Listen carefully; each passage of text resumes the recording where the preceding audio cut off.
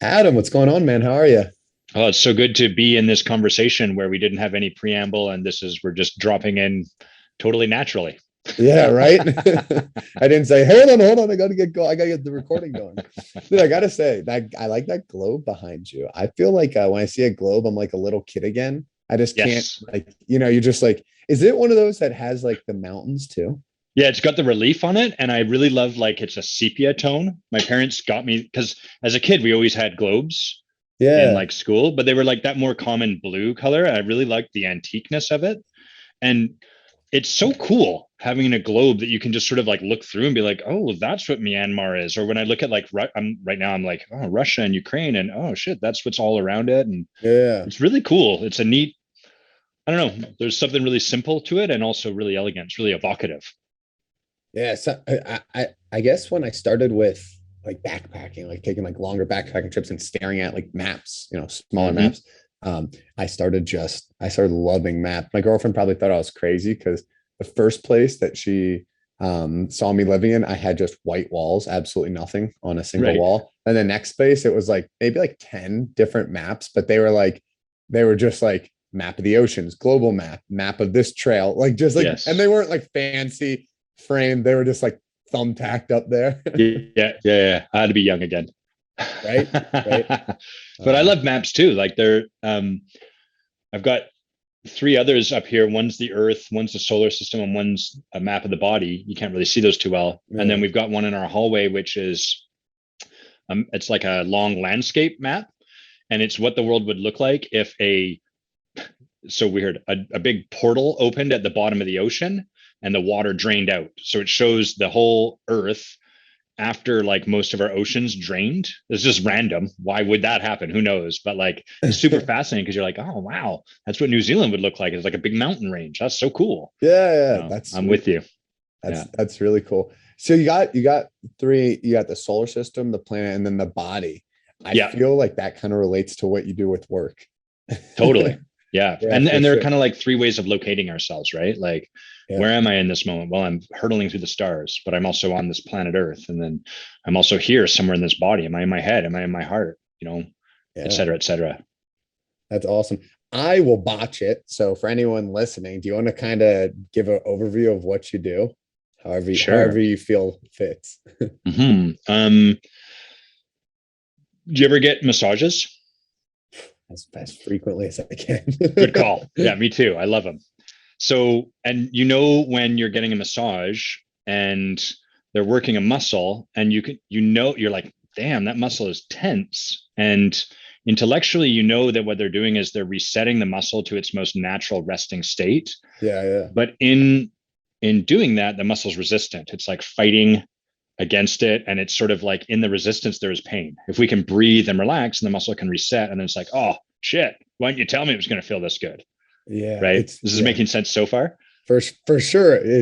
I'm thinking about like I got a massage recently. They're working on my hamstrings after a run, and I'm like, I'm like, like Yeah. that hurts. Yeah. Yeah. And the more like tensed we are around that particular muscle's shape that's out of its natural state, the more painful it can be. And one of the beautiful things about our muscles is and our body and who we are as human beings on the whole is how adaptive we are. So if you slouch your whole life, it's not the natural state of your muscles, but your muscles will arrange themselves to support that body posture.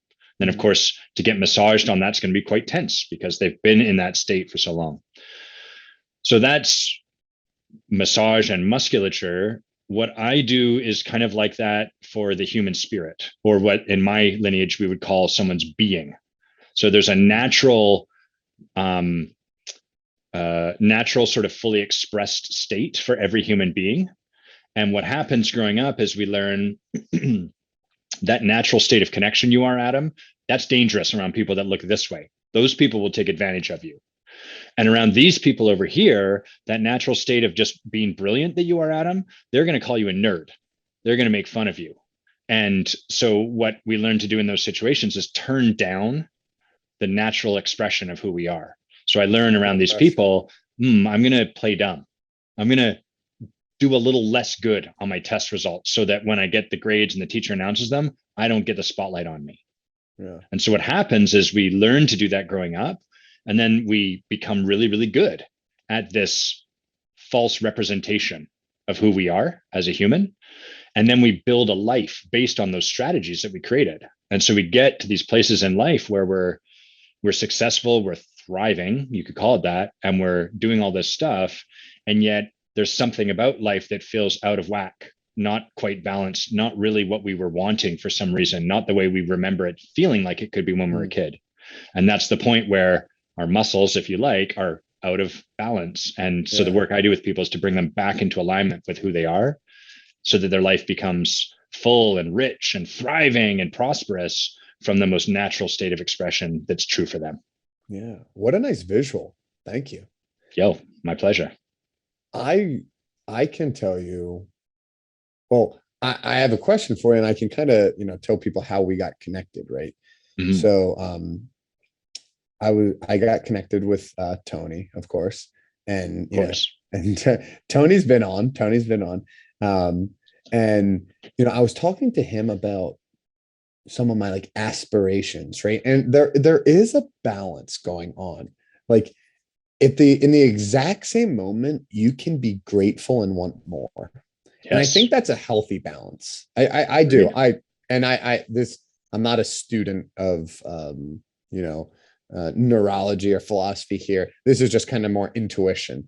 Um, so my question is, I guess going along with the story is like that's what me and Tony started talking about. And when I mentioned to him that, hey, I wanted to meet some people that could bring that inspiration and help me get there in my life, he brought your name up, and that's how we started talking. How would somebody know, right? I guess on one end of the spectrum, you have depression, like heavy anxiety, things like that. On the other end, you have what's enlightenment, like lasting peace. Like, that's kind of where I think the spectrum is. And most of us are somewhere, hopefully, in the middle. Yeah. Um, so my question is, how would someone really know, like, that they need that? I mean, Mm. my answer is everybody needs it, right? And Yeah. sorry for like this is a paragraph of a question here, I like it. I'm but following. yeah, the other aspect is I know people that when I bring this is just a topic, and this topic that we're talking about is life and ironing out the muscles in your spirit, right? Some people say like, well, I'm happy, like I don't need that. And my response is like, yes, you're happy, but there's a difference between happy, like, oh, the couch feels great, like, eating a The nice meal. contentment. Yeah. Um, which is fine, in doses, right? Or and then like, like that gratifying feeling that like shakes your spirit, makes you feel so awake, like nothing else matters, which, so I guess the way I describe it is like, don't you want more of that as long as you can, and like to see how Yeah. you can make that feeling better? I don't know. Sorry for Yeah. the weird question, but there it It's a is. great question. Yeah. So I agree with you, but it's going to sound like I'm going to disagree with you to start, which is to Mhm, say, I would say no one needs this. Not a single person needs mhm, this. Everyone benefits from it. The trouble with someone needing something is implicit in those words is this idea like you are not whole and complete unto yourself, or there's something not quite right with your own journey. And mhm. until you take my medicine or my whatever, you will never get to where you should get to, or something along those lines. And then, of Yeah. course, people get defensive, and then so the truth is, no one needs it. And the beautiful thing about life is no matter what happens, our path is going to unfold in front of us. Now, it doesn't mean, though, that there's not opportunities to be assisted in that path. And that's where, like, I think the beauty of this kind of transformational, what I do is called coaching, but like any kind of transformational work, everyone benefits from it. And we benefit because there's never a point we get to where we've like got it all done, no more work to do. Now I'm an enlightened beam of light. I mean, I Yeah. guess when you die, that's the moment. Yeah. But up until that moment, there's always going to be new places where I'm not yet fully expressed, where my fear and then consequently my ego, whose job is to protect me from my fear, are going to show up and be like, yo, those people, I know you're comfortable sharing your big vision with these people, but now we're playing at another echelon, and these new people are really scary. So why don't here we just be a little more contained, a little more careful. And so for me, it's a really beautiful game of like, well, I'm just constantly kind of in awe and amazement at like, oh wow, now my fear's showing up in this way. It's trying to protect me here. I thought I'd move past that. And yet here it is, showing up with new clothing, doing new Yeah. tricks, trying to keep me safe in a new way. Amazing. I get to work through that, so on and so forth. You brought, thank you. I mean, that Mm. was eloquent. You brought up a similar topic the last time we spoke, because I mentioned to you that I felt like over the last year I had a pretty significant breakthrough in being able to um better prioritize things, which opens up time for me. And now I have this underlying stress of like, how can I use this time? And you Right. said, like, Sean, on one end, like, hey, congrats, you evolved. And on the other Yeah. end, like, hey, you didn't get over that guilty feeling or whatever it is that caused it in the first place. And like exactly what you're saying, like there's this continuous, you know, challenge, I guess, that leads us towards, you know, this end game that we're talking about. And that's really what this podcast is about. So, the title is Happiness, Life's Ultimate Discipline, right? And I Mm. like to meet people that, I mean, you also mentioned when we spoke last about the inner work that you're doing, being like your own inner work is your key to success with your business, your outer work, everything, right? Yes. And that's what this podcast is about. People that are doing that inner work, building, their discipline up, as and it how it relates to happiness. Because really, like, I mentioned I like doing ultra running. People might not equate like running 50 miles in the winter in Wisconsin with happiness. Certainly not me. Maybe the opposite, right? But I mean, that's just a very physical example. Like a lot of what you're doing, spiritual, mental, and I know there's physical aspect too, but I think that's pretty interesting. I'd love for you to share the story, if you feel up to it, about when you drove down to Seattle and had Mm. your first like experience getting coached. Yeah, yeah, Um, sure. I will say I'll start the vulnerability train here. Um, it resonated with me, not exactly, but elements of it that have Hmm. that have stuck with me since we had that conversation. So I hope it can do that for other people. But yeah, if you don't mind, I'd love to Not hear at it. all. I'm happy to share. Thanks for asking. So it wasn't actually the first time I'd been coached, which is important as people will find out as I share this. So like the context, and Sean, please interrupt me if you have questions or if you want to like steer. I'm happy, I'll just Yeah, partner with you on no, this. but this is a killer story. So where I was in life was in law school, doing quite well. I'm pretty smart. I got a good brain. And law is interesting to study. At least it was for me. I'm like studying the software upon which society operates, which is really compelling. But I'm also um, a little bit anxious about the fact that the profession doesn't feel like a fit for me. Like the study of law feels interesting, but the profession is like, I don't know about this. These lawyers are working crazy hours, and most of them seem unhappy. When I ask them if they love their job, the answer they give me is not, yes, motherfucker. The answer is, well, here's the thing, Adam. And I'm like, I don't want you to lawyer your way through this question. I want a piece of spit to exit your mouth and land on my neck, not during COVID times, but like now from the enthusiasm. And I want you to be so delighted by your job that you're at a loss for words rather than being able to articulate very clearly why you ought to like your job. So all of these factors have me a little bit like, I'm not sure law is really the long-term game that I want to be Hmm. playing.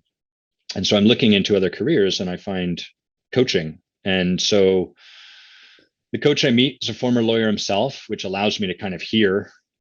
I can trust him a little bit because he's walked my path Yeah. and he's doing work around time management. And so we start talking, and I'm like, this sounds pretty cool.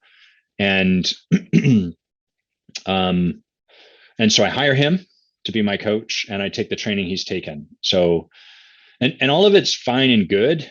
but it's like none of it scratches anywhere below the surface. So we have conversations like, hey, I'm stressed out about my exams. Help me not be stressed out about my exams. And he's like, great, what are you making your exams mean? I'm like, I don't know.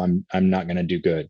Do you have evidence where you've done good, even though you felt that way? Yeah. Like, they're all questions that we would, if you were trying to help someone, you would of course think to ask these questions. Yeah. And they're all fine, but at the same time, I'm kind of like, man, I'm kind of reliable. I know the answer to all this, and I'm already reliable to do this stuff anyhow. And these conversations, they feel nice, but also who the fuck cares?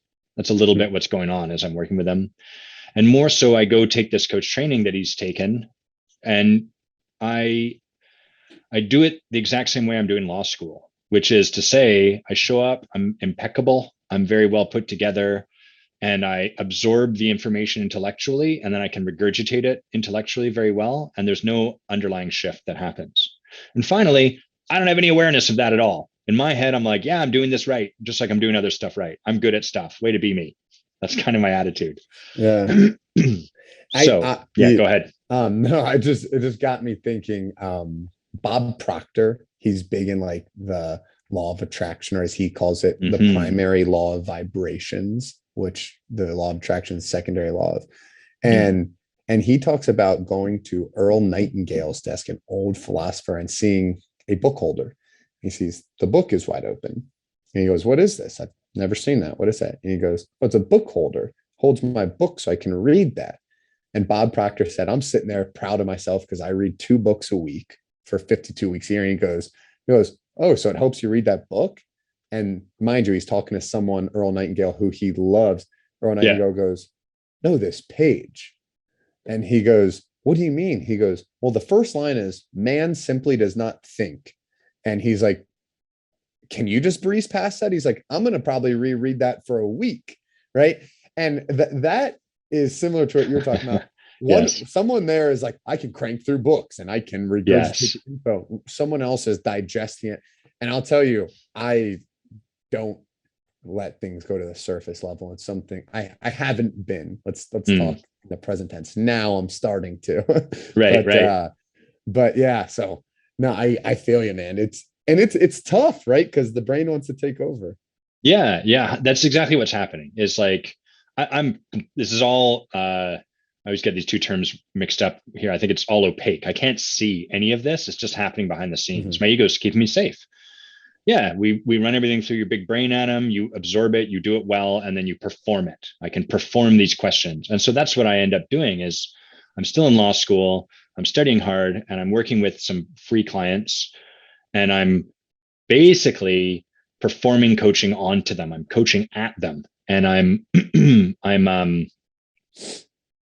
the attitude I have, which is quite arrogant at this point, because arrogant is safe. If I'm arrogant, I'm above someone. And so I have something to offer them, but they don't have much to offer me. So there's a real safety in that. The arrogance I have at this point is kind of like, I will be a coach and I will help other people become more like me because I have cracked the secret of living. Don't look too deep, please. Don't look at the roaches on my deck that I go home and smoke Friday night because I'm desperate to get high and feel something. Let's not talk about any of that. Let's just talk about how great I've achieved in life and how organized I am, and I will help you become more like me. So that's what I'm doing. And it's super unfulfilling and it's boring. And I'm doing this thing where I'm like, man, I thought coaching was going to be the thing that was going to have it be a different experience. And it's not. It feels, I'm bored the same way I was bored in law. I'm bored the same way I was when I was a software developer. I'm starting to resent these people who I have to give my time to because I feel like I'm a personal project manager for their life, or probably more aptly, a parent telling them what to do. And so I am looking for something deeper. I'm looking for other training, and I find my way into this program that is in Seattle, about a day's travel from where I'm living. And through a bunch of saying a boot, people know where you live now. yeah, totally. Yeah, I'm outing myself as a proud Canadian. I get to keep my passport now. Yeah, I'm a Canadian for 2 months. Yeah, you're one of us. Yeah, you can never leave. So I sign up for this training. It requires a bunch of conversation and support. And the reason it requires that is because the training is very long. It's a year-long training. They tell me you're going to get a coach that you're going to work with every single week for the next year, which I'm already enrolled in. I'm like, great. I think that's important. It costs at the time, I think it was $20,000 US, and I'm Canadian, so that's like a $6 billion. I'm six figures into debt from law school and my wife's MBA, so I don't have another $20,000 anywhere. We're going to have to pull out of the equity in our home, which no one thinks is a good idea. So there's all these really good reasons for me not to do this. And yet at the same level, viscerally below my intellect, I'm like, and I have to do this. I don't know why. It doesn't make sense. I just feel that's what I have to do. Mm, that's So I strong go, intuition. That's awesome. yeah. And probably wouldn't have happened without the support. My intellect would have just gotten a hold of him and been like, Adam, life's not that bad. There's lots of things you do love about law. And there were. And there's a great opportunity to practice Yeah. being brilliant here. And you get to solve puzzles and you'll make money eventually. And even if you have to work crazy hours, at least it's doing something you like somewhat, right? Yeah. Rationalizing. So, but I get a lot of support from someone who's just, she's got nothing in it other than wanting to see another great coach in the world. And she's like, if you really want to do this work, I think this is the place for you to go. So eventually, with her help and a million and one conversations with my wife, I say yes, I find my way down. So this is where the graph of my life starts to become a hockey stick, where it's like, da, da, da, da, zip, shoots. So what happens is I go down. I can't remember if I shared this with you last time I was talking about it, Sean, but like everyone's fucking weird. And they're weird because they're like open hearted. But I don't know that. I just experience these weirdos smiling a lot and making eye contact and like really giving me their attention. And so I do what at this point in my life I know to do when confronted by this, which is defeat them at intimacy. I will make better eye contact for longer than they will with me. And I will smile and I will say the right things and I will shake their hand the right way and all of that. Yeah. That's dude, that's good awareness. But you're right. So first of all, calling them like weird, I've started to realize, I've been talking to my brother a lot about this. We're both trying to raise our awareness so much, and we're Mm, starting to see that the norms are like not good things, like in the world, yeah. right? Like when you say someone like does something weird, like it's generally, something like maybe you're jealous of, or they're doing that, you're not. It's like, what's weird about them? Oh, like they're dressing differently because they're not self-conscious like we are. Or Right. like, oh, they just have no problem being vulnerable or selfless, right? So it's Yes. no, it's cool. It's cool to hear you say that. And then say like beat them at that game, right? Like that. So that's why I left the corporate space. I loved the company I Right. was working for. Shout out Milwaukee Tool. I loved them.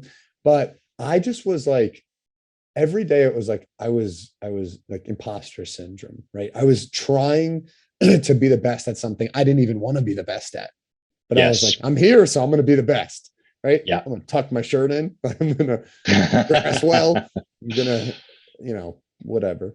Sorry Yeah. I'll for the do whatever I interrupt. have to do, whatever Mhm. is required of me. So they're doing all that stuff, and then the two people that are leading this work for the year in front of us come in and begin. They sit down and they start. I should say these two people. I'm going to name them because they've had such a profound impact to my life. Christopher McAuliffe and my wife's current coach, Jody Jan Larson, masters in this work. They've been both at this point. One of them has been working in this world for about 20 years and the other one for about 13. They're just brilliant, brilliant, brilliant coaches. I don't really know that. I just know I like Christopher because he's brilliant, he's funny, and he's a sharp dresser. And that just means I can hear him. I can let his words in a little bit better rather than if it was like a woman wearing like white robes and mallet beads flowing into the room, shaking a feather around.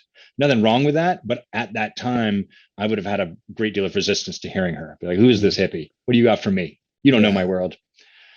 So they come in, they sit down, they say, we're gonna introduce you each to the front of the room, but we're gonna do it in a bit of a unique way. And the way we're gonna do that is we're gonna point to your highest and greatest self, the person you came onto this planet as, and that you've always been, and that you are here to be.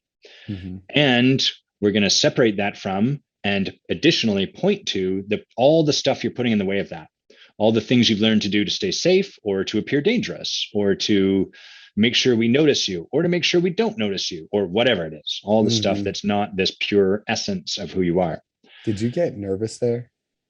I got like probably, Yeah. Probably I did. What I was more present to was like, huh, that's going to be interesting. So more like, I wonder what I will find out, Yeah. with a healthy dose on top of that of like, probably not that much because I'm pretty sure I already know. Yeah. And it's funny. I wish that wasn't like my reaction, but I tried to like put myself there. It's kind of, how I felt. And that's one of the things that I'm realizing, like, oh, realizing and been realizing that like I need to, work on. So yeah, that I think that's part of the reason the story captivated me so much when I heard it. Yeah. Yeah. So, I mean, it's a great question, right? And thanks for asking it because it has me actually check in. Like, yeah, was I nervous? And I'm pretty certain. I mean, my internal experience was not one of fear, but it's also important that at this point in my life, I can see it now. I couldn't back then. I never felt my fear. What I felt was my calm, cool collectedness, because that's how I managed my fear. So, like, I would just be, it was a great skill as a lawyer. You show up and you just argue from your head up, your neck up. You're never present to your fear. You're never present to anything, and you're a flat line. Guess what Mhm. depression looks like? Flat fucking line, right? So this is Yeah. why such a huge incidence of drinking and substance abuse in the legal profession. But that's another question, conversation. Yeah. So, so they say that, and I strategize. I go second because I know I don't want to go first because that person gets a bullet in the back of their head by the sniper.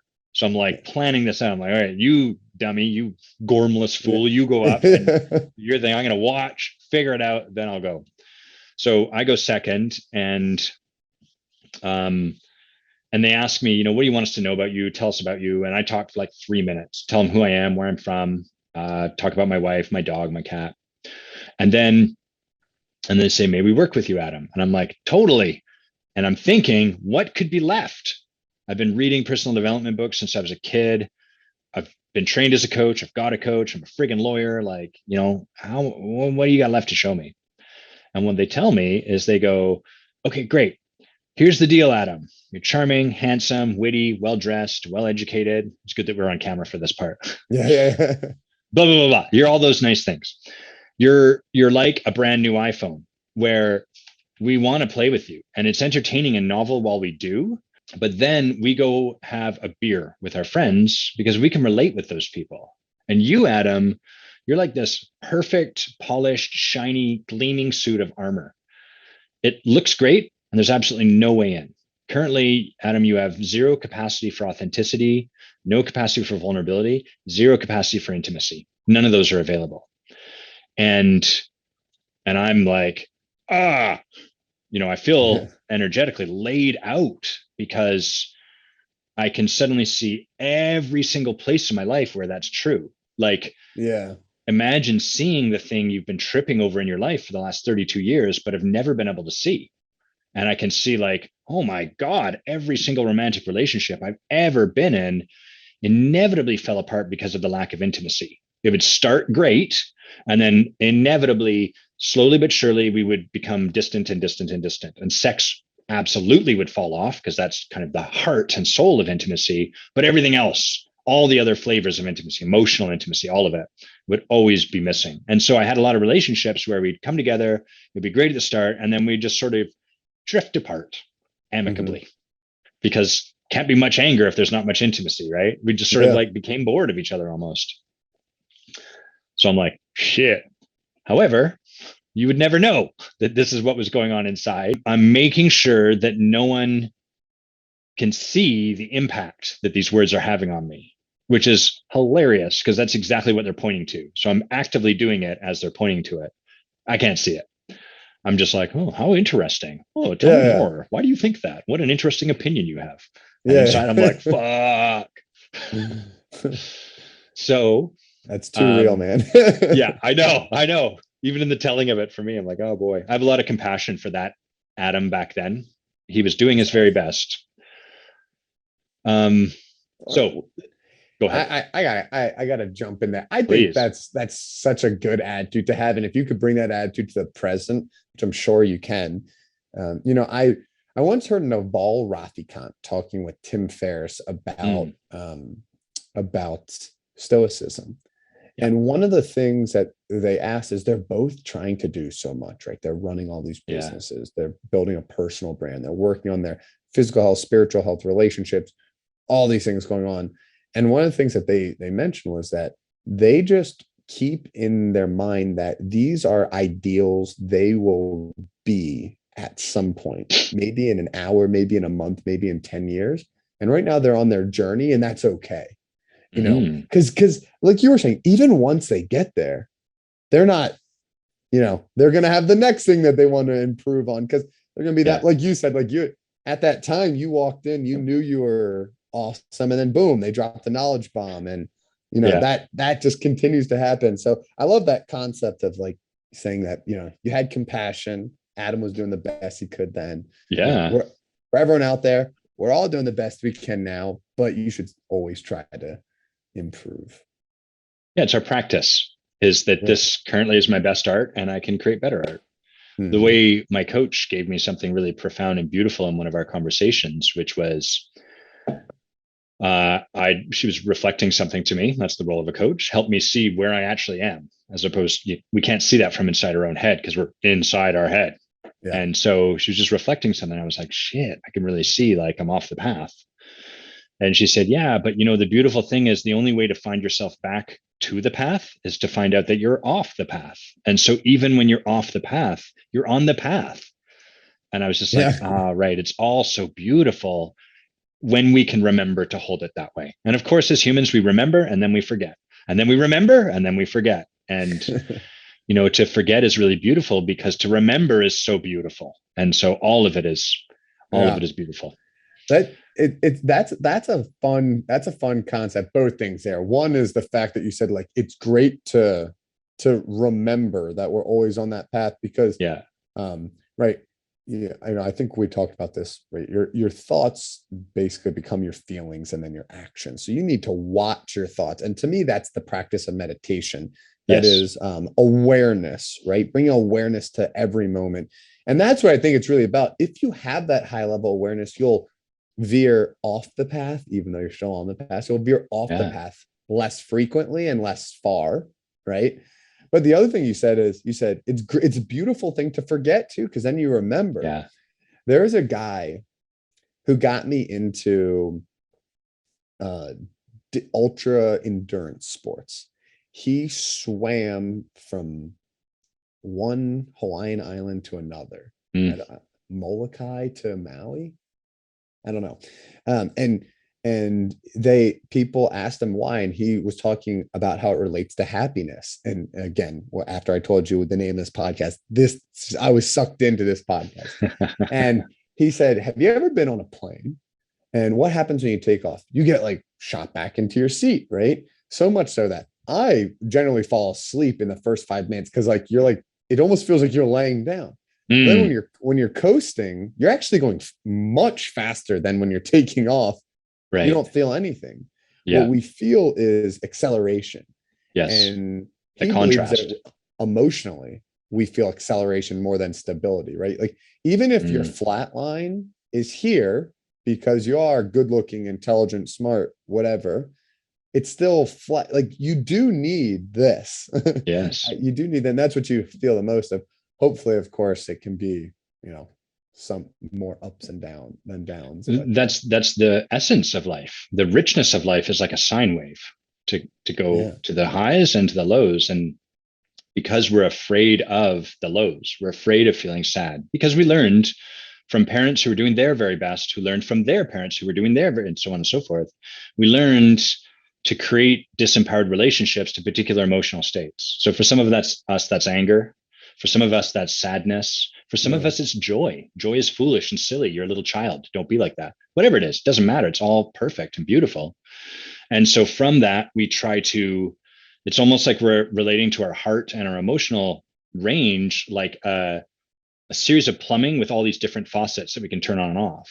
But that's not how it works. There's only one faucet, which is, and you can expand the bandwidth or close it. And so every time we try to cut out some anger or some sadness, what we're really doing is, it's like we're taking the two ends of that sine wave and we're just pulling it a little more taut. And so instead of having the richness of the fullness of what it is to be human, our sine wave becomes more muted.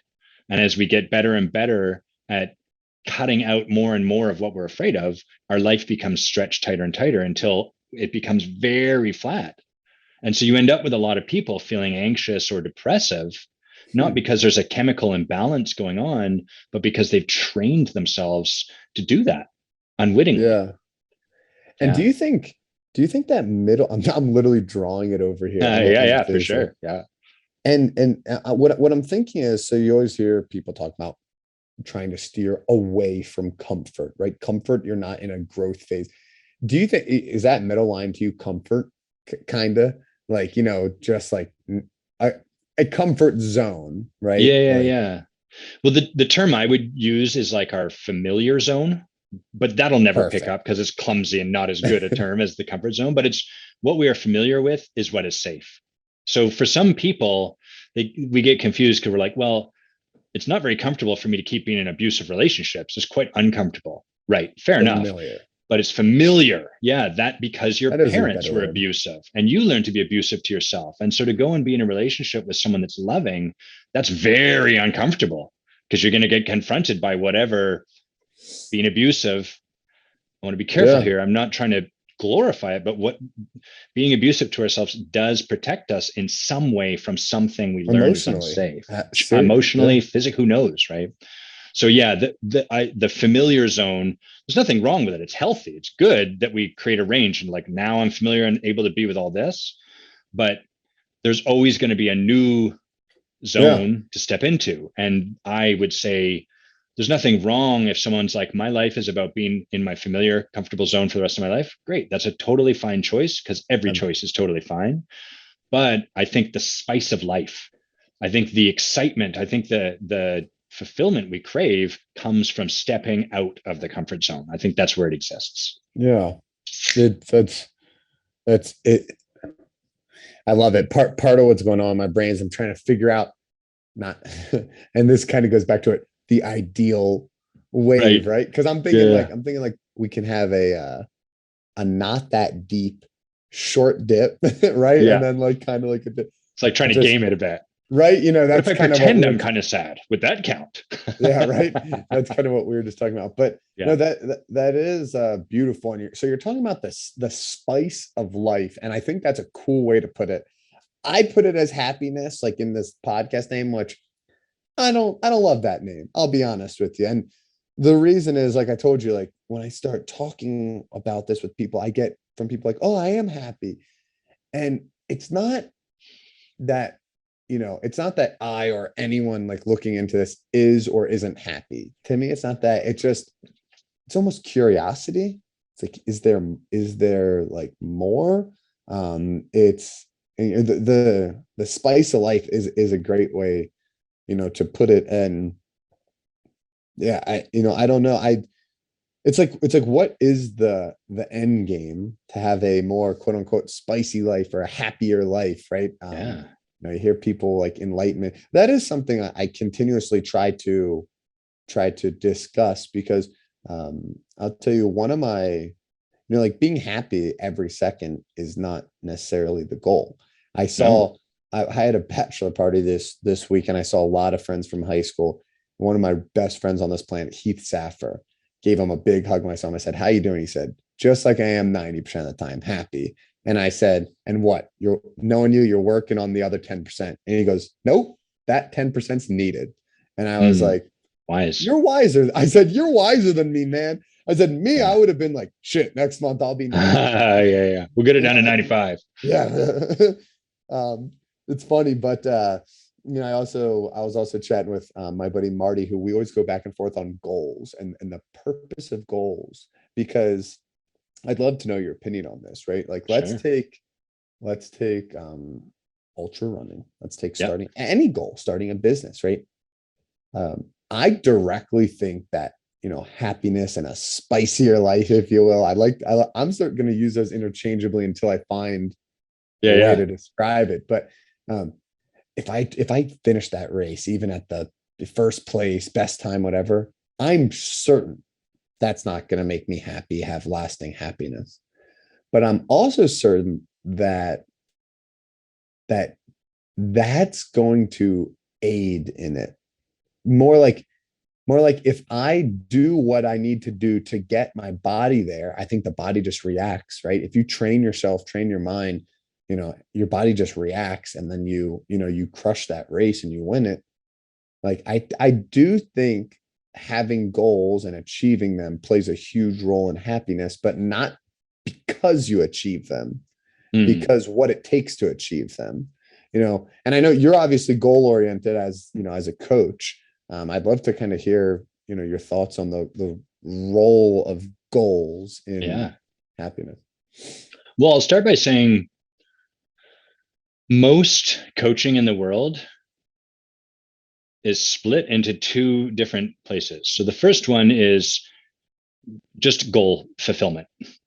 So we could call that entirely based in the world of doing. And so down that path, it's like the CEO comes to the coach and they're like, "Hey, my company made 10 million this year and I want to make 20 million next year." And then the coach is like, "Great, let's figure out how to make 20 million." And maybe they do some consulting. Maybe they bring in a consultant, but they're like, "Okay, I got to do this, I got to do that, I got to do this, I got to do that. I might have Yep. to work 10 more hours, but blah, blah, blah." And then they just, that's what the energy of the coaching is about. So fulfill that goal. It's entirely in the world of doing. The other half of the coaching profession says, screw the goal line, and they talk about the soul line. We're only going to look at who you're being in the world. We're not going to worry about any of the stuff you're doing. Mm. So that would be like someone's like, I want to make 20 million instead of 10 million. And they're like, but how do you want to feel? And so then they put all their attention on like, stuff like that. I want to be more generous. Great. Let's have a conversation about being more generous. And the project or the goal kind of gets set to the side. So that's what the majority of the coaching profession looks like. It's one of these two things. I would assert both of those miss the mark. The the miracle that's available in transformation comes when we marry those two. So for that CEO who wants to make 20 million instead of 10 million, I really need to know what for. Like, why is 10 million more important to you? And as we start to explore this, I'm going to make stuff up, but we're probably going to start to learn like, oh, well, then I could start to then I could give more away. Like, oh, got it. So there's like maybe some generosity here. Tell us more about that. Well, I always felt like I wanted to be generous and I got in this company to do something, but it never seems to work and blah, blah, blah, blah. And I just, I really want to have a more generous, contributive life. So now we're starting to learn that there is a goal on the table. He does want to make 20 million, but there's also like a shift in his being and how he bees in life, which is that he wants to shift towards living a life that is more generous and more contributive. With me so far? Oh yeah. So now the beauty of if we just talk to that guy and got like, I want to be more generous and more contributive, then every week he's going to show up and he's going to be like, I'm not being generous enough. And we're going to like, kind of have a conversation with them. But it's a little bit like playing pool when you don't have any holes in the table. So you can hit that ball and you hit the other balls and they move around the table and they make a big sound. But like, to what end? Where are we going? The Yeah. conversations we're having about you feeling more generous, they seem to help, but like there's no north star that we're going towards that's going to be a measure of having achieved something. And so those conversations, when it's only about being, when it's only about the soul line, clients tend to, at the end of their time, they tend to be like, you're great, I love you, these were such great conversations, and I think I've got enough, because they haven't really achieved any breakthrough. Yeah. The people where we're only looking at the doing, that CEO who's reliably made a $10 million company and has not yet created an experience of contribution and generosity in his life, predictably, what he's going to do is create a $20 million company and still not have any experience of generosity and Hmm. contribution, because that's what he's already done. So he's going to just tend to do more of what he's already done. Yep. And so the magic comes when we marry those two. When we create a project, when it's like, great, you want to move towards $20 million as your company, and who you want to be as you do that is generous and contributive. Then, as he starts to march in his life towards achieving that goal, he's going to come up against the places in his life where he's not actually being generous, where he starts to get scared and confronted and he starts to bark at his staff and be like, we got to work harder. We got to make this happen. We got to get this goal because I said to my coach. And then he shows up to talk to me and we start to look at like, how did that feel? And he's like, fucking shitty. I hate this goal, Adam. I shouldn't be doing this project. And instead of Yeah. just quitting, The conversation becomes like, what would this look like through the lens of generosity? Where Yeah. do you see yourself cutting that out? And so in playing both of those games, that's where the project actually creates that result. For you, you were talking about happiness, but it can be anything, right? Just whatever experience of life they want, the project sources that. It moves it forward. Did that make Yeah, sense? definitely. Cool. Definitely. And I mean, there needs to be both is what I'm hearing. And Totally. I mean, I don't think that is necessarily a shocker to people, but it's the way that you kind of Yeah. explained it, right? Um is like what's underneath the goal, Hmm. and how can we use the spirit to achieve the goal and make sure that the goal does relate to the spirit, right? Well said. Yeah. Because for me, for me, just kind of opening up to where I am in my life is right now I'm running a marketing agency to support fitness, wellness, and mission driven brands. What I'm trying to do is one is do good work for good brands. That's important to me, to support good brands. So there's a transfer of companies I'm working with now. The other thing I want to do is work in a way that opens up free time for me, because my long goal is to gain as much wisdom as I can in this world and share it with people if I'm going to dumb it down. And Yeah. to do that, I know that I need to learn a lot and experience a lot to gain that wisdom and then figure out how to share it. And to me, learning like to do that, I need more time. So I'm trying to open up my time right now. And then fill it like right as it opens, fill it, right. Right. And this podcast is a big piece of it, right? I mean, get to speak with people like you. Thank you again, dude, for hopping on. Pleasure. Like that, that's one of those things that just like I love um to try and do. But so like, and then so working my way back, what I did was I said like I need to set hard financial goals with hard hourly goals that I'm working per week, because like if I work this many hours and make this much money and just check both boxes, great. But that doesn't mean cool. I'm happy now forever. It's work. It's like, for me, it symbolizes that I'm on the path. And then, to contextualize it, and I'm doing it in the way that I want, which, I think I have this laid out in my head now. Now I got to try to get it done. Right. That's one of the difficult things, but, Yes. that's really cool. I mean, do you mind I sharing a can little already bit tell you about I don't. I Do I love it. mind? Well, share a little bit about your transformation style. I mean, yeah, talk about what you do, because we really only hit on it a little bit the first few times we spoke. I think it'd be educational for people, because obviously it's well thought out, meditated. You know, it's not just cookie cutter, right, or something like that. Right. The Let me give it a shot. And if Cool. it's clumsy, it's clumsy, right? I'm not sure I've ever talked about like my transformation style. So, but here's what the answer coming forward is my people, the people I work with tend to be reflections of me. In this work called coaching, you're only ever coaching yourself, and consequent yourself, like what I mean is like a reflection, people with similar energy. And consequently, the most important work is always my own work. So I'm constantly working with my coach, taking other spiritual teachers in, and all of that. So the people I work with, much like myself, there tends to be like three big milestones in our journey. The first one is what I call head-based brilliance. Have I shared this with you before, Sean? I can't remember if we talked about this Briefly. briefly. Okay.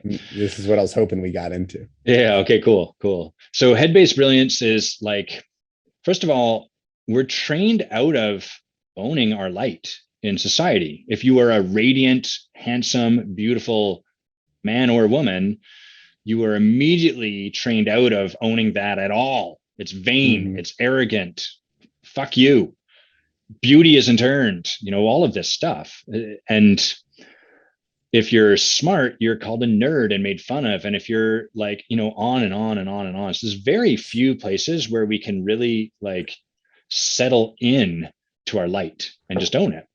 And so the milestone of head-based brilliance is kind of like owning, like, hey, I actually am pretty smart, or I am pretty wise. Like I do know things. I'm not stupid. I am brilliant.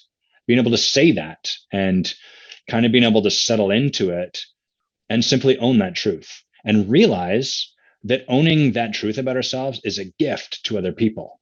They won't necessarily receive it like a gift at first. Just like if you give someone a gift, sometimes they're like, oh, socks. They didn't like the gift. That's okay. It was a gift all the same, even if their reaction was all socks. So when I show up, for example, in this conversation and just acknowledge, like, I'm really brilliant. That's part of what I bring into the space is I can articulate things really well. I can move between high abstract thinking and low tactical thinking and all of that sort of stuff. When I simply own that truth about myself, it's a gift because it invites other people to do the same for themselves. It starts to create this clearing where it's like, hey, if this fucker's doing that, maybe it's okay to just own that we're brilliant. So that's the first stage. It's my people. We tend to be like, oh, I'm smart, and that's okay. And I can just let that be true about myself. And I can drop all of that navigating I do to say, like, I'm not smart. I'm just good at talking to people that are really smart, or, all of that stuff. I'll give you one hilarious example here. For a while, I was writing a book and I was doing some research. And so I was interviewing people that other people had told me, this is the smartest person I know. So I was interviewing these people. Hmm. And what was funny is I would usually start by being like, hey, so you and I are in this conversation because so and so said you're one of the smartest people they know. How do you feel about that? And time and again, they would caveat their brilliance. So they would have an explanation. Here's why, not blah, blah, blah. The most hilarious thing about all of this is that their caveat was so fucking brilliant. Yeah. They were so good and so brilliant at explaining why they were not brilliant, which is hilarious. So all of that can fall away as we start to just own, oh, I'm brilliant. And if I can just let that truth be there present in the space, I don't have to spend all this energy making other people okay with it or convincing people I'm not, even though I wish that they would notice that I'm smart. But you get the idea. And let me ask, so are you saying that it's owning whatever you naturally radiate and are good at, or are you saying everyone's brilliant, and you're kind of saying like everyone's brilliant in some way or the other, own it, right? Is that everyone has their own light? For some people it's generosity, for some people it's divinity, for some people and usually it's a combination of these things. Of course, But my people in particular, we have a lot of brilliance. So I'm saying brilliance here particular to my people, but for other people it might be something else. Cool. So head-based brilliance is where they begin. The next milestone is one of heart-based brilliance. And what happens in this part of transformation is they start to, the way we're trained about brilliance in society is you're brilliant if you have the right answer. So make sure you have the right answer and do not have the wrong answer. If you don't know if you have the right answer, wait until you do. Study until you do. Then you can go back to acting with the right answer. When people shift into heart-based brilliance, they start to kind of realize, not just realize, because that makes it sound like an intellectual thing. They start to embody the truth that, oh, everything I do is imbued with brilliance. The way I dress myself in the morning, the way that I walk through a crowd of people and am naturally planning out different vectors of speed that people are walking and strategically move to the left, knowing that there's going to be a space open. I do this, by the way. I love airports. I do not like walking through airports with other people because they're in the way of my strategy. But you get the idea, right? Like even in that, wow, there's a brilliance to that. That's just part of what Adam naturally brings into the space. And so at heart-based brilliance, we stop fretting so much about like, do I have the right answer? Do people see me a certain way? And we start to really trust like, oh, I can let all of that go. And I can just show up from my heart now. And in doing so, the brilliance is already there. So our brilliance stops being something we need to do or put energy into, and it starts to become something we really trust. And we can start to live our life a lot more freely, as you can probably imagine. Yeah. Does that part make sense before I go to the third? Yeah, I feel like that, again, I'm trying to generalize it here. Please. And I think it sounds like it peels away like a layer of like insecurity. Yes. Because, and just like opens it up. I'll tell you a really, I don't know if this connects at dots. Have you ever read Dr. Joe Dispenza's book, Breaking the Habit of Being Yourself, by any chance? I've skimmed it. Yeah. It's on my It's bookshelf, but I've not read it cover to cover. yeah, it's an interesting one. And anyways, he was kind of talking through taking like I don't want to say a similar exercise, but it got to the point of trying to like be yourself, right? And one of the things that naturally I brought up running a little bit. I'm naturally very active. Like running fast, far is just pure fun for me. Not Right. difficult, not a negative experience emotion at all. And I was living in Hawaii at the time. It was like 5 in the morning. The sun was about to come up. I drove to Beautiful. like this like lava field that I knew had like a little trail through it and literally just took off. And I started thinking to myself, like when I would run in like public or on a treadmill, I try to run at like a normal speed for a Mm-hmm. normal duration. Right. And I Yeah. was like, but you're not like, this is something like, there's tons of things that I suck at. My brother still thinks I can't read very well. Um, but like, this is just something that like always for me was like easy. And I like took off and I held a pace that, for me, like I shouldn't have been able to hold. And I was just thinking the whole time, like really trying to like not just think but feel like this is easy, just like let it run. Yes. And so then of course after my run, like I looked at like my data, I had like a little heart rate monitor on tracking me, and dude, it was one of the best like fastest runs ever. And yet my heart rate wasn't even that high, I mean I wasn't like taxing my body. Like I Right. think that's one of the beauties. And as far as like an experience, it was one of my most memorable runs ever. um Yes. and I don't know if that's like in the same ballpark of what you're talking about, but 100%. that felt like, dude, it felt like I was just like endless energy. I can't explain it. Like Yeah.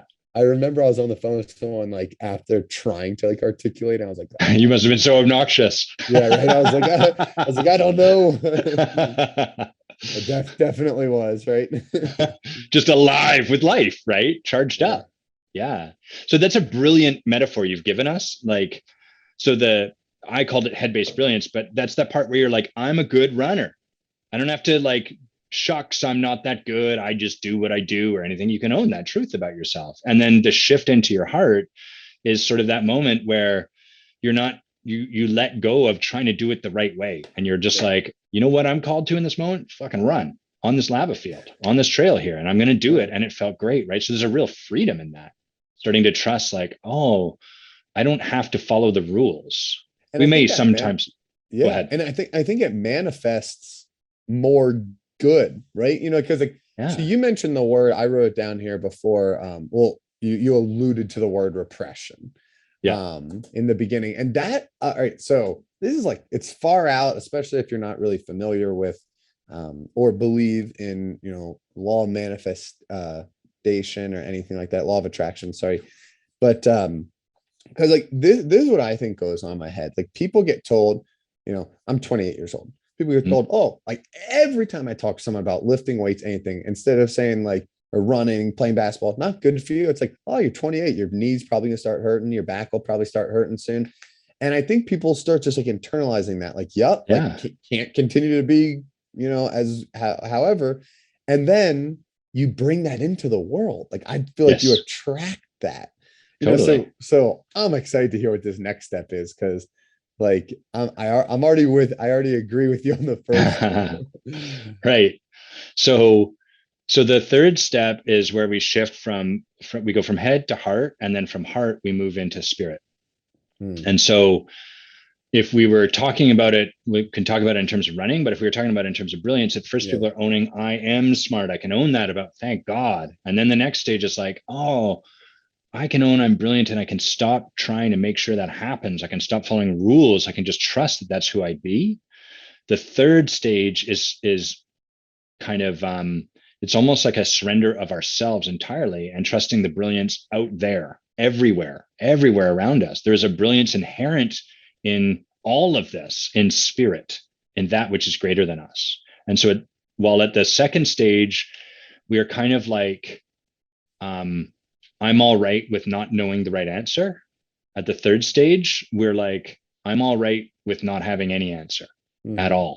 all of that falls away. And at that stage, there's such freedom because People often hold trust. They're like, I'm willing. This is the way people tend to do trust. They're like, I trust I'm going to do this thing and I'm going to be okay and I'm not going to get hurt. That's not really trusting. That's hoping that you're not going to get hurt. Real trust is like, I'm willing to do this thing. And even if I get hurt, I trust that I'm resilient enough. I will be able to recover from that. And I'm okay with whatever happens. That's real freedom. The other one is sort of like our intellect trying to grab a hold of trust and like, I'm willing to trust conditionally, provided that. So it's like, I'm just going to ask beautiful women out and I know that they'll say yes to me. Well, sometimes, but other times they're going to say, they're going to laugh at you and say, fuck off. And that's beautiful And they're because both good. exactly. Yeah, they have to be. Because if only one of those things can exist, then we're constraining life. We're not allowing the fullness of life, the abundance. And so this third stage of practice is the one where we really start to develop a relationship with spirit, which is to say something beyond, greater than us and what we can conceive. And from there, we experience unbelievable freedom. And to your point, I think you were alluding to this when you said it's good. It is good because we become very fully expressed, not at the expense of other people. We're still responsible for our impact, but we're not holding ourselves contained, terrified that we might have an impact. We learn to trust, oh, I'm so sorry. I didn't mean to upset you. We can clean that up. And we learn, oh, wow, there's no mess I can make that I can't clean up after the fact. So we become very free, very fluid. Yeah. And from that place, results naturally show up because we're open. So this is what I want to create. And then someone brings us something. We're like, oh, not that. We go for it over here. Oh, I'm so sorry. I made a mess. And the world can then flow with us. And it all becomes very beautiful and elegant. Yeah, I feel like if you're open, it sounds like you're talking about becoming like better at like receiving as well. And there's like And giving. Yeah, giving, receiving. I mean, I could tell, obviously you're trying to like, make this as concise as possible for this forum. But like obviously there's like an undertone of like, it's not just going around flaunting like I am brilliant. It's doing everything tastefully. Yes. And that's the trick. I don't think it's hard to be like cool, just go around like I'm brilliant. But it's like because the difference is by doing one, like by flaunting one and doing one tastefully, it sounds like the tasteful one means like there's true change like on the inside, right? And But it's there is like, an important distinction I want to offer. And yeah, that is, in order to learn how to do something tastefully, we have to be willing to practice it poorly and like a boor. And so the only way someone can discover, oh, when I showed up that way, it made an impact I'm not really committed to, is to like, show hey, up I'm that way. brilliant. And then people are Yeah, like, dude, that's obnoxious. And then, typically because we're human, we're like, we feel shame. Beautiful. Then we get to work through our shame. And then we get to forgive ourselves. And then we get to clean up the mess. And then next time, because of all of that work we did, we can see like, oh, I could do that again. I've forgiven myself. I have the freedom to do the exact same yeah. thing. But actually, I want to have a different impact this time. And so that's where our real freedom starts to come forward. It it's thank you for that. I mean, I could tell you, I just learned from that. I'm going through my head of times where because I really believe that in the fact that you create and you bring in, experiences and things into your life and outcomes, results. And sometimes to the point where like if I had to choose between being overdoing it, maybe in an untasteful way, or not doing it, I would Yeah. overdo it. And that's Yeah. just because I'm not good at it yet. Yeah. But and if but like and it's funny because the guy that I am living with up here in Canada, so it's me, my girlfriend, and then my best friend's little brother Jason. He is like an ultra runner, dude. He's a beast, man. Huh. Real And specimen.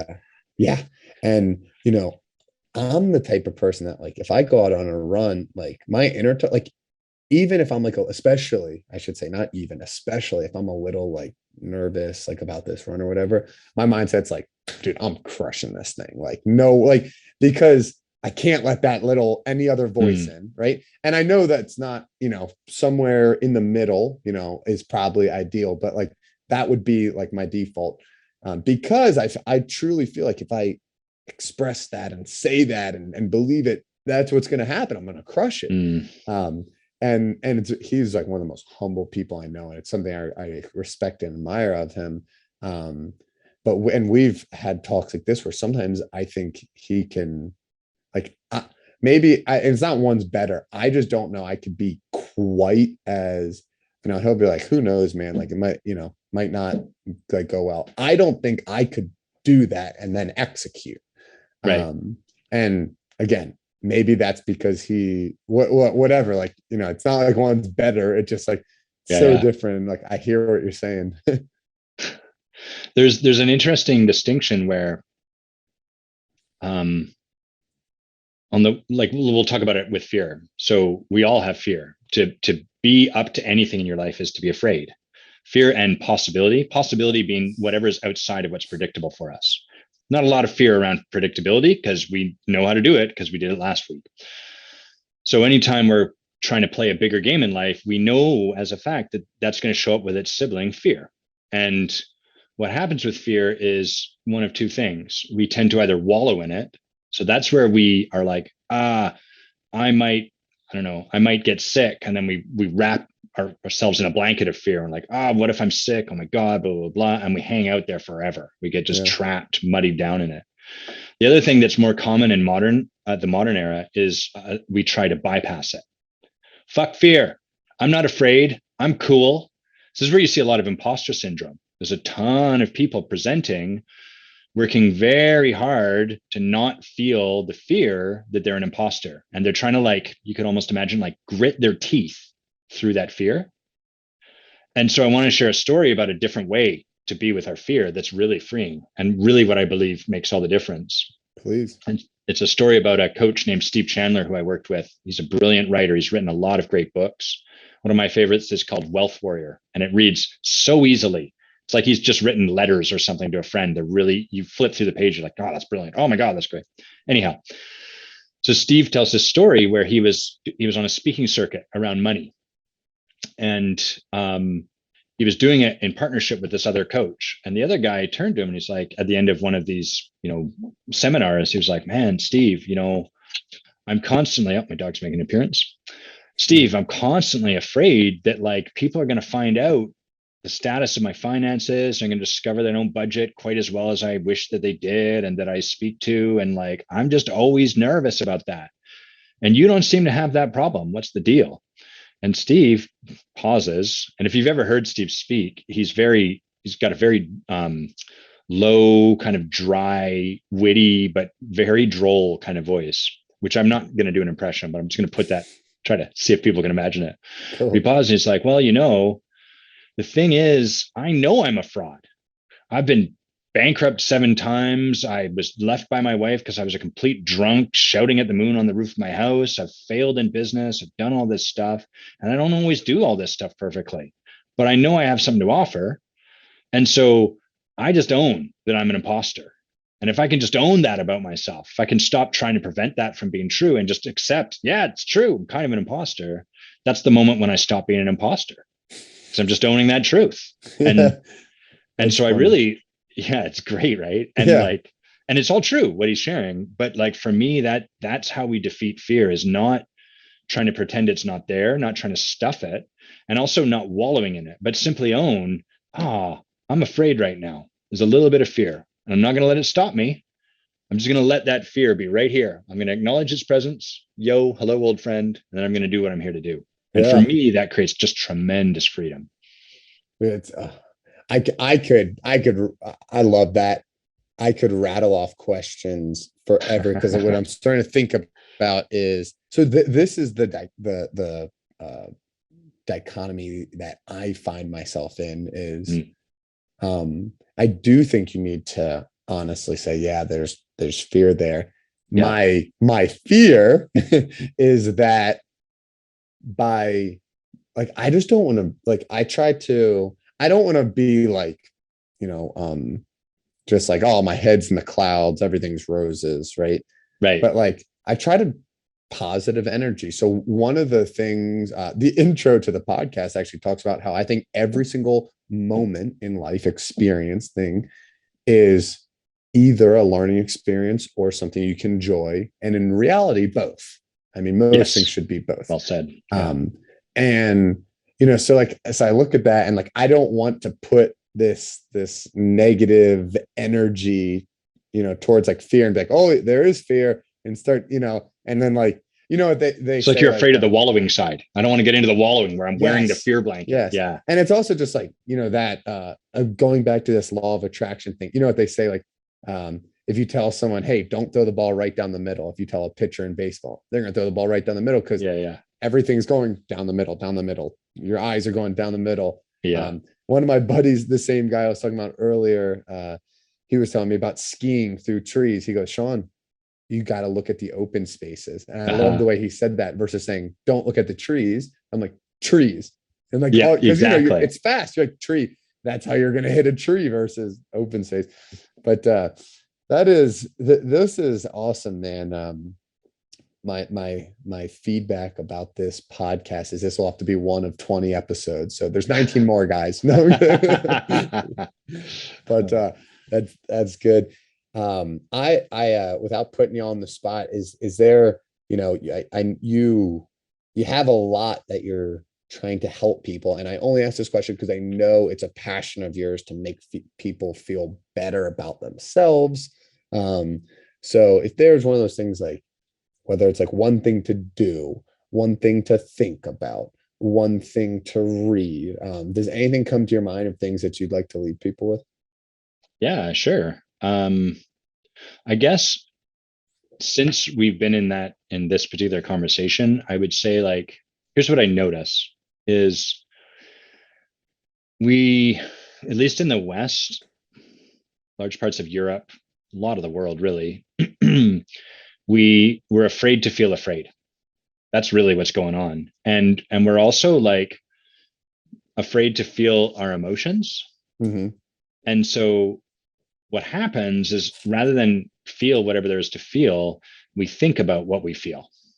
So we get scared and then we're like, why am I afraid? And then we get into this legal battle. Well, this is why I'm afraid, but I don't really need to be afraid of that because I know that if I ask that, I'm going to use the example of asking someone out, or if I ask that Yeah. person out, I know that them saying no to me doesn't actually mean that much. And then blah, blah, blah, blah, blah. And what that does is it takes us out of the truth of what we're feeling and it locks us up into this long conversation in our head. If you do this long enough, you develop anxiety because just like taking any painkiller, the more you keep taking it, the more you have to take to manage the same level of pain. So as we think more to escape our fear or whatever emotion it is, Yep. we have to think more and more and more to deal with the same level of fear or anger or whatever. So what I often find really helpful for myself and for some of the people I work with is to practice simply feeling what we feel and trusting the truth of it. That doesn't mean I'm afraid that Roger's going to punch me in the forehead. Doesn't mean that it's true Roger's going to punch me in the forehead. What it means is it's true that I'm afraid Roger will punch me in the forehead. That has nothing to do with what will actually happen. But can I sit and just feel the truth of that fear? Or can I sit and just feel the truth? I'm angry at Helen because she did this to me. Not because it's true that she did that to me, but can I just sit in the truth of my Yeah. anger? And I think if Being close, people, being close to your emotions.